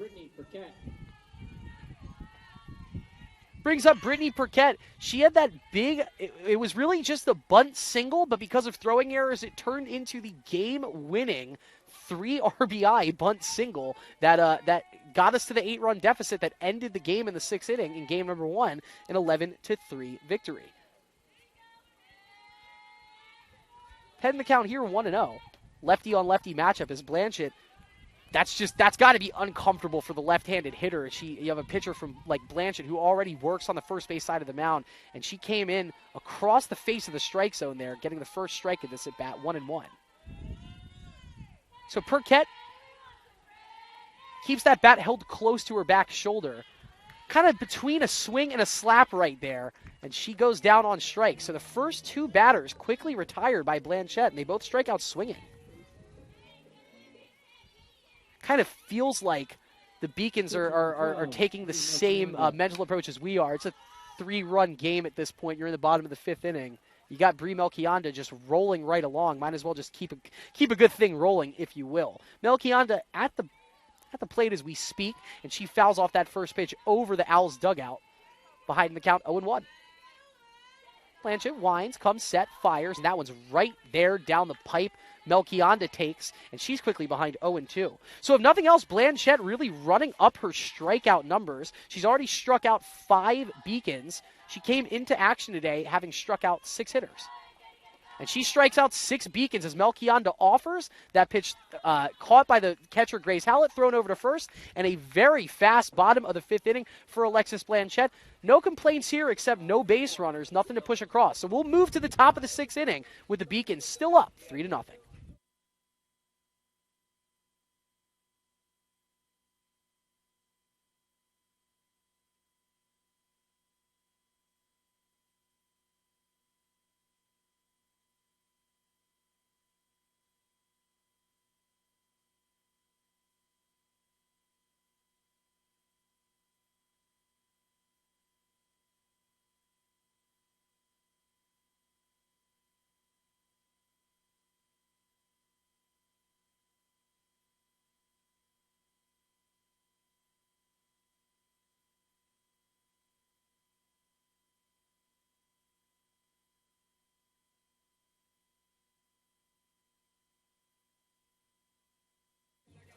All right, game number 2 has been rolling right along a bit faster than game number 1 had for us, and that's because Brie Melchionda is in the middle of a pitching clinic. She has thrown 93 pitches to get through her first 5 innings of work, striking out 9 Owls in the process.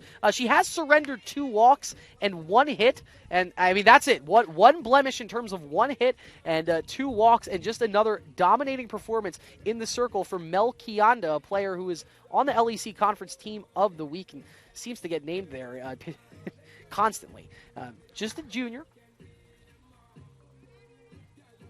Coming to the plate right now, Megan Moran. Melchionda, just a sophomore out of Marshfield, Massachusetts. So the thought of having her for 2 more seasons here in the pitcher circle, just a lovely thought. Second baseman number 4, Carissa Miller. It's Carissa Miller at the plate. The 2-hole hitter for the Owls. She didn't see any action in game number 1. Here she is in game number 2. Big swing, and she's a little bit late on it. Rolls it foul. It's fielded by Toomey in foul territory, and so that will be strike number 1 here in the top of the 6th inning. Carissa Miller followed by Megan Moran and Mia Ferry. 2, 3, and 4 hitters. Mia Ferry, the only player to record a hit off Mel Kianda today. It was a ringing single up the middle. Nice job by Tam Landry there, coming out of her crouch, reaching up and snagging that one before it got past her. It's ball 1, and we're even at the count, 1-1. Mel Kianda hasn't been the crispest we've seen her. She has issued 2 walks. She's already up around 100 pitches, but it's been a quick, fast-moving Brie Mel Kianda performance, and she has been peppering the strike zone with low strikes. When it comes out of that pocket the right way, there's just nothing these Keene State Owls have been able to do with it. Ahead of another hitter here. She's ahead of Carissa Miller, 1-2.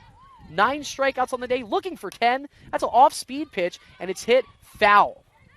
That's fielded at the last second. That was a smart play by Haley Tilbury to field it when she did, because, you never know if that ball might roll back a smidge and just settle up against the base or whatnot. Tilbury fields it after it goes foul, and so we'll do it again with a 1-2 count.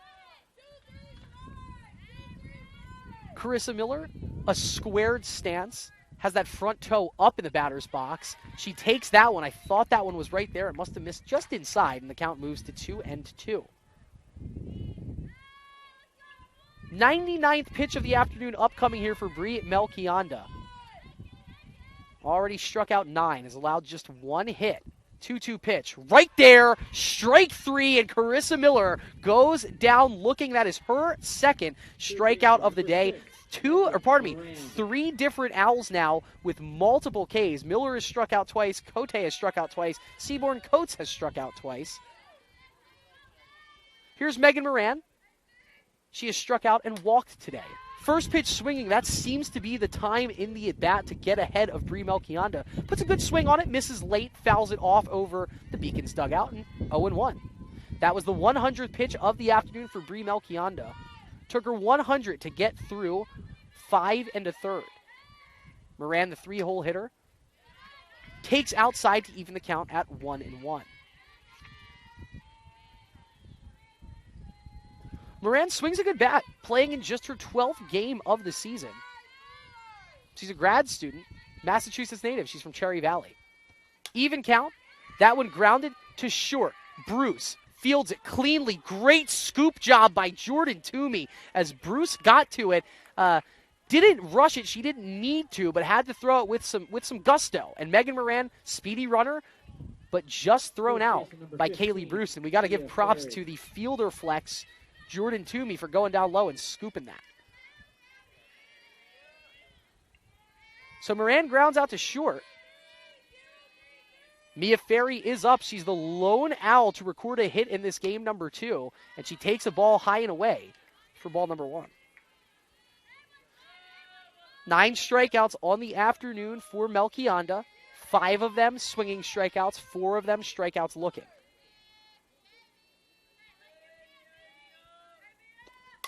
Oh, that one lined right back up the middle, and Mia Ferry must be seeing Brie Mel Kianda pretty well, as nothing the infield could do. That one's just driven up the middle for the second base hit of the afternoon for Mia Ferry. The right fielder, number 37, Isabella Seaborn Coates. Mia Ferry doing wonders for her numbers. She was right under the 300 mark before action today. She went 1 for 3 in game number 1. That brought her average up to 327. She is now 2 of 3, so going to see her average jump quite a bit. Isabella Seaborn Coates at plate right now for the Owls. Landry pops up after the swing and miss strike 1. Almost gets the runner out at first, but she's safe by a split second. Bella Seaborn Coates, pretty good hitting numbers on the season. She's batting .327. 18 RBIs out of the 5-hole for Bella, but struggling with the velocity of Brie Mel Kianda. She's behind in the count right now, 0-1. She struck out looking and then struck out swinging. Gets the bat to ball there, a little bit late, fouls it right into the fencing of the Beacons dugout. Now Brie Mel Kianda ahead in the count, 0-2, 1 strike away from turning us over to the bottom of the 6th inning.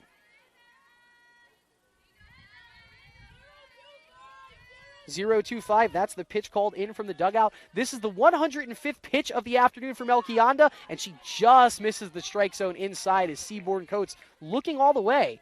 I don't know if she tracked that ball all too well. Didn't need to put a swing on it. It misses inside. So we'll try again here with Melchionda's 105th pitch of the afternoon. Still ahead in the count, 1-2. Mia Ferry on at first. Off-speed pitch, popped up. Landry coming back. She has room, and she makes the catch up against the fence. Beautiful basket catch by Tam Landry, and that will end the bottom of this, or pardon me, that will end the top of the 6th inning, bringing us to the bottom of the 6th. Big day for Tam Landry. She was the offensive star in game number 1, and a great basket catch. She had just enough room back there to haul it in. We are through 5 1/2. This might be our last look at the Beacons batting lineup. Bottom of the 6th coming up after this on the Beacons Broadcasting Network.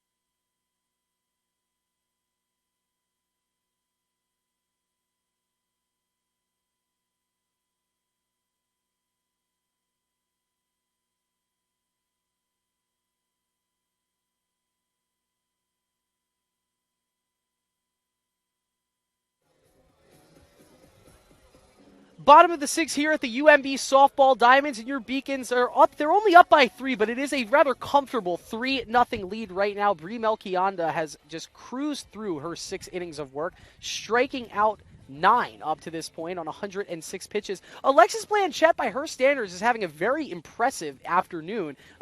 Through 5 innings, it's only taken her 74 pitches to do that, and she has struck out 7 Beacons now, or pardon me, 6 Beacons now, which tied her career total. Second baseman number 14, Sydney Sandin.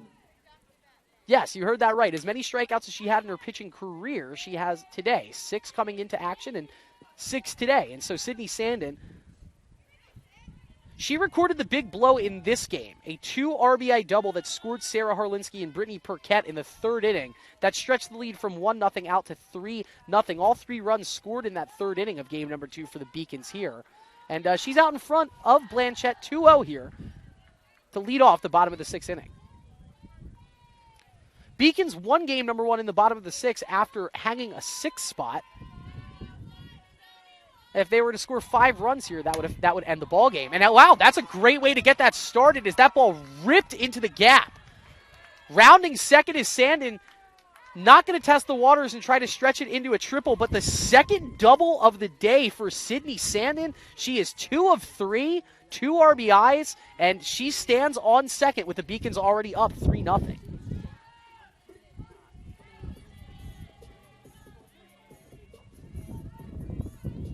Kaylee Ruggiero, the designated player, up next. She's batting 5th in the lineup today. 0 for 1 as she walked her last time up. She popped out in her first at bat in the 2nd inning. Big swing as she's trying to get Sydney Sandin in from second base. Misses and falls behind in the count 0-1. Ruggiero hit a ringing double off the wall in game number 1 and got the start here in game number 2. 0-1 pitch coming from the lefty, Blanchette. That one skips in. I think the bunt and run might have been on there. Wise move by Ruggiero to pull back and take that for ball number 1. Sandin does not test the issue. She's still safely on second base. Ruggiero, as she does, she stares deeply into the center of the barrel of that Easton Chaos bat and then comes set at the batter's box. That pitch misses outside, and Ruggiero was behind. Now she's out in front of the count, 2-1. Bottom of the 6th, game number 2. Beacons already victorious today, 11-3 in game number 1. They lead this game number 2, 3-0. That one I thought might have caught the outside corner, but it misses away. Count is 3-1 for Kaylee Ruggiero now. Might see something to hit here. Beacons dugout still lively. Still checked into this ball game here. Beacons 3 outs away from their 14th win of the season. Ruggiero puts the bat on it. Brilliant play by Mia Ferry. Man, this is a day to remember for Mia Ferry, be it at the plate or in the field. She's having herself one heck of a ball game. The first baseman didn't have to move at all. Caught that one out on a line, and Ruggiero gets robbed. That one would have brought in the run. Instead, it's a line out, and Sydney Standen stays at second base. Pinch hitter coming up here for the Beacons. It's Lauren Bethea, the sophomore catcher out of Springfield, Mass. She's going to get her first at-bats of the day. This is her 11th appearance for the Beacons.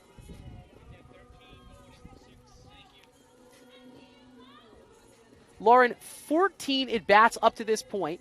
She has recorded just one hit, but has actually drawn 4 walks and has scored 3 runs, 2 of those off of being a pinch runner. So her average right now at just .071 on the season, but her on-base percentage much higher than that.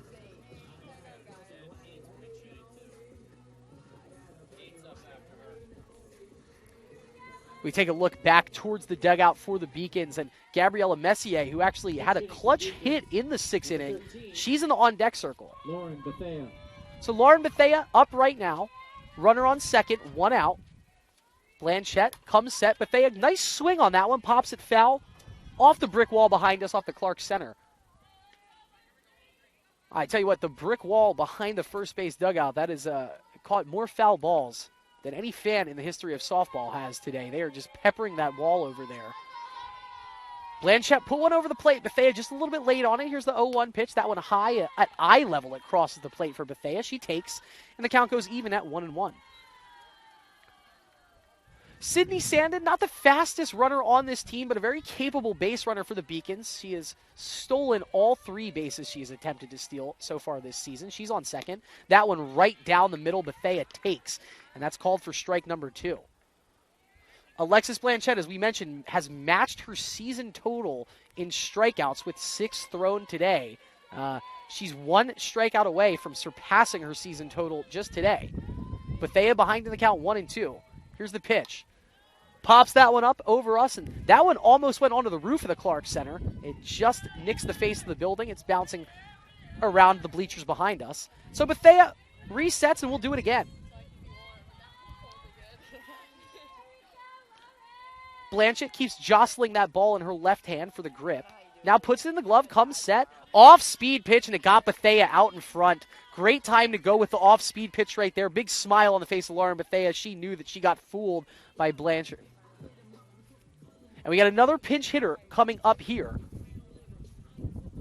And it will be Gabriella Messier. So how about that? Real quick, we want to give our kudos to Alexis Blanchette. She's trailing in this game 3-0, but making just her 3rd start of the season. She had 6 strikeouts thrown coming into action today, and she has surpassed her season total with 7 Beacon strikeouts. Lauren Bethea case swinging. It's now Gabriella Messier officially is our pinch hitter. She is coming in for Ali Diuti. So we might see, I think that means Messier will be playing in the field when we go back to the top of the 7th inning. Sydney Standen is still on base. She led off this inning with a double to deep left field. Beacons haven't been able to do anything with her, and now it will fall on the back of number 8. Gabriella, a true freshman, plays some outfield, some middle infield for the Beaks. She is a Berkeley, Massachusetts resident. She has the runner on second. Sydney Standen going to try and bring her home here.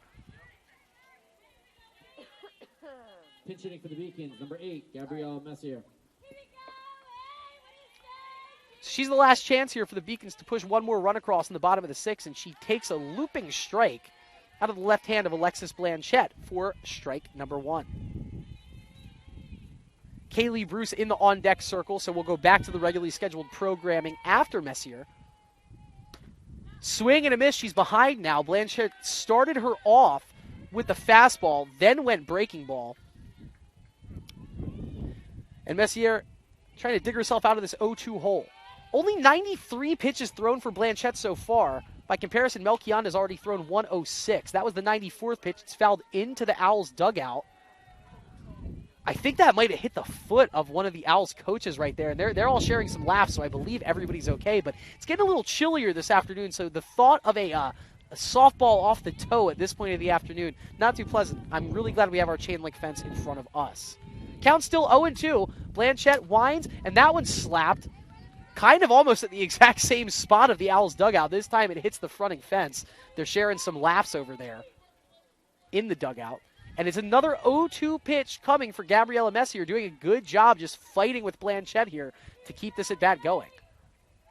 96th pitch of the afternoon for Blanchette, misses low and inside. Sydney Sandin really stretching out that secondary lead. I think she's desperately trying to force a throw over from Grace Howlett. If nothing else, maybe to force a play at third or maybe get a ball past her that she can score on. I don't know. She just wants to do something. She's been standing on second for quite a while. This ball popped up. It will land in foul territory and just be another second strike at bat. That was a nice job by Messier. You have lefty on lefty. It's never comfortable for left-handed hitters because they don't see it as often as they do a right-handed pitcher. And, you have the susceptible to bail out when that pitch is coming from lefty. Messier stayed in the box just like that right there and delivers a base hit up the middle. Sandin will score standing, and the Beacons do extend that lead to 4-0 off of a ripped shot base hit up the middle by Gabriella Messier. That was nice to see. The Beacons were holding that 3-0 lead for quite a bit. Blanchette really started settling in. She struck out the side in the bottom of the fifth inning. After that leadoff double by Sandin, you had a runner there that you wanted to bring across, and Gabriella Messier taking advantage of her opportunity, doing just that. That was the 8th hit of the season for Gabriella and her 7th RBI. It stretches the Beacons' lead to 4-0. So Sydney Sandin comes across and scores. That's her second run scored today. We've got another pinch hitter coming in, and this time it's Bella Nadeau. Bella, her first at-bat of this doubleheader. She's a resident of North Smithfield, Rhode Island. Normally plays in the middle infield. We might see her stay in, but if nothing else, Bella going to get an at-bat here. This is her 7th at-bat on the season. She is yet to record a hit or a walk. So Bella Nadeau trying to get her first trip on base here on the season for the Beaks. Number 2, Bella Nadeau. Blanchette comes set, winds and delivers, and that one misses outside. Count is 1-0. Alexis Blanchette, she's been pitching for 2 solid hours right now. She played 6 innings of first base in game number 1, and she's been smiling the entire time. That smile yet to come off the face of Alexis Blanchette. Nadeau, solid contact there, but it goes right to Mia Ferry. She will scoop it, take 2 steps to first base, and retire the final batter of the bottom of the 6th inning. But the Beacons do push that leadoff runner across. They stretch the lead from 3 to 4. We will head into the top of the 7th inning with the Beacons holding a 4-run lead. It's Beacons 4, Owls 0. Top of the 7th after this.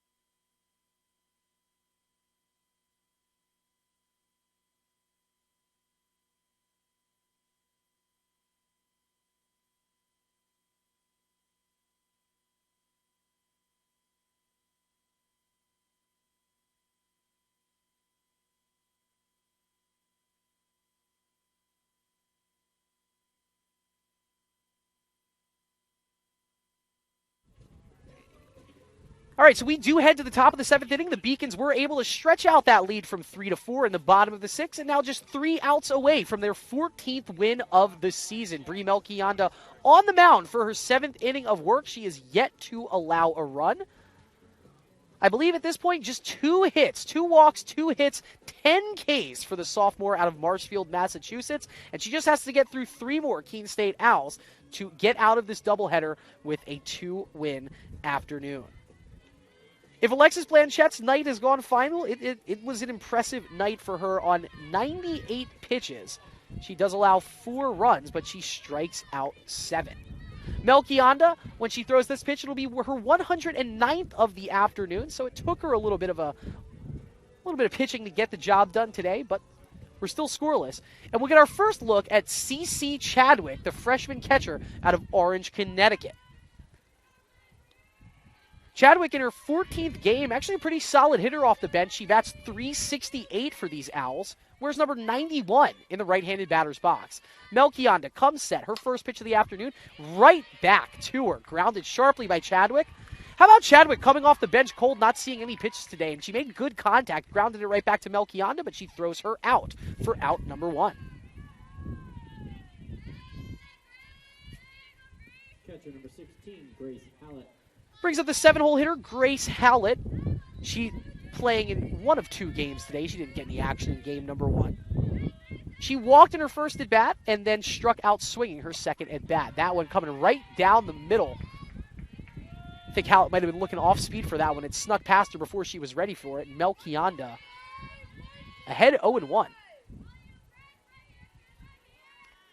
I don't think Bree liked that sign, so she wants the new one. They get the new sign in. She comes set and misses low. Count goes even at 1-1. So we mentioned Melchionda making her 8th start, her 8th appearance of the season, trying to push her starting pitching record to 6-2 on the year. Her already minuscule ERA of 1.44. In no doubt there, actually. I thought that ball was lifted more towards the gap, but no trouble as the right fielder, that's Bella Nadeau playing right field, coasted over and squeezed it to put it away. So here's the starting pitcher, Alexis Blanchette. Might be this game's final batter, as Brie Melchionda just 1 batter away from the shutout victory, and she will have to face her counterpart to do it. Alexis Blanchette has walked and grounded out today, one of the few Owls who have yet to have been struck out by Melchionda. Bree misses low on that first pitch. It's 1-0.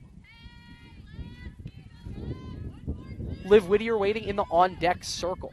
Melchionda a chance to get through Keene State without facing the lineup 3 times. That one misses inside, and a nice job there by Alexis Blanchette to hold her swing. She kept that one checked. Big smile on her face as she's been having all day today, as she was able to draw the ball, so to speak, on that.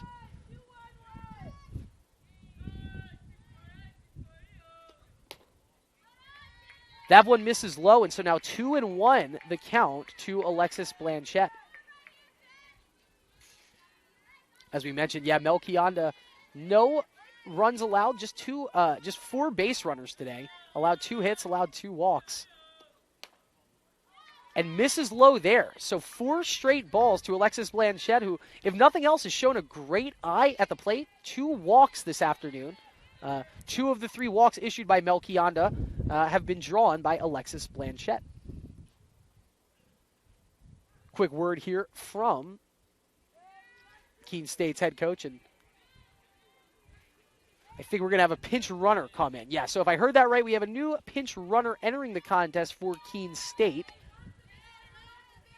It's number 2, Kylie Frank, getting her first action of the afternoon. Number 2, Kylie Frank. Kylie's a senior out of Acton, Massachusetts. And when she plays in the field, normally plays in the outfield, but she'll get a look on the base paths here. As once again, Melchionda 1 out away from getting out of this contest. Beacons leading 4-0 here in the top of the 7th inning. And it's Liv Whittier, number 23, Olivia Whittier, up for her 3rd time today. Keene State is able officially to turn over their lineup 3 times, but Whittier, she struck out in her 2 at-bats. That ball right there, once again, Melchionda not wasting any time, coming right at the hitter. Whittier trying to get her 3rd strikeout on Whittier this afternoon, and her 11th strikeout of the day. That one misses outside.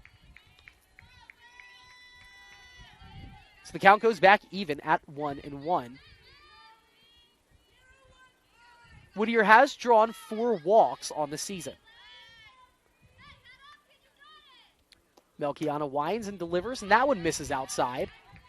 So Whittier may be seeing that softball a little bit better out of the right hand of Melchionda. She's ahead in the count, 2-1. 2-2-1, the call in from the dugout. As Melchionda sends in that 2-1 pitch, it is grounded right back up the middle. Bree tosses it to Jordan Toomey, and the Beacons sweep the doubleheader. They win game 1, 11-3, and they are victorious in game number 2, 4-0, thanks to the complete game 11 strikeout performance by Bree Melchionda. final pitching line. It took her 120 pitches to get the job done, and the Beacons now move to 14-6 on the season. With the loss, Keene State moves to 500. They now are 11-11, and the Beacons' conference record moves to 4 wins and 2 losses. We'll take a quick break. We will have our game summary after this. Beacons win both. They're victorious in game number 2, 4-0.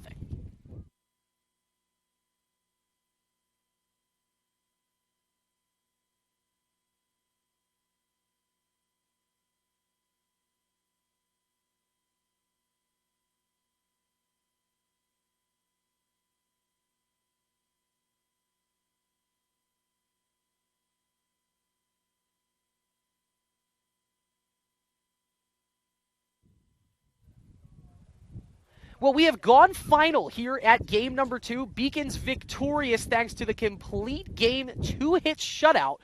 10 strikeouts, 2 walks issued by Bree Melchionda. Melchionda, the hero in the pitching circle, and it was Sydney Sandin, our standout player, the 4-hole hitter. She hit 2 doubles in game number 2, including a 2 RBI double to bust this ball game open and stretch a 1-0 lead to 3-0. So the Beacons victorious in their 2 games on the Diamonds. Let's take a look at what is going on around Beaconville. Coming up Tuesday, April 12th, the men's tennis matchup against Leslie University was canceled, but we have a baseball game at 2:30 on Tuesday the 12th. Softball back at it with a doubleheader against the University of Southern Maine. That is at the USM. Those games will be at 3 and 5. And then lacrosse also taking that trip up to Gorman. They will play their game at 4 o'clock on Tuesday. Looking ahead here for the softball team, once again, we mentioned that their doubleheader at USM on Tuesday the 12th, games at 3 and 5. And I have a lot of games to squeeze in, so we will be seeing a lot of softball games over the next couple of days. Thursday the 14th, it's a doubleheader at Emmanuel College with games at 5 and 7. And then we will come back home here to the peninsula on Saturday the 16th with a doubleheader against Plymouth State University, games at 1 and 3. That will do it for us here today, but I couldn't have done it without the help of the BBN crew. And honestly, you know, I'm the bottom of the totem pole here. I'd like to extend the thanks to our producer, Dave Wahlberg, our director, Maria Spilios, our camera operator, Malik Lorquette, Sage Sori on the music, and my name is Chris Del Sordo, delivering the action for you today. Thanks so much for spending your afternoon with us. You saw 2 great Beacons wins. They are now 14-6 on the season and 4-2 in the LEC. Remember, next softball game Tuesday, doubleheader at USM. Guys, have a great rest of your Saturday afternoon. Enjoy the sunny, nice weather. Be safe and roll Beaks.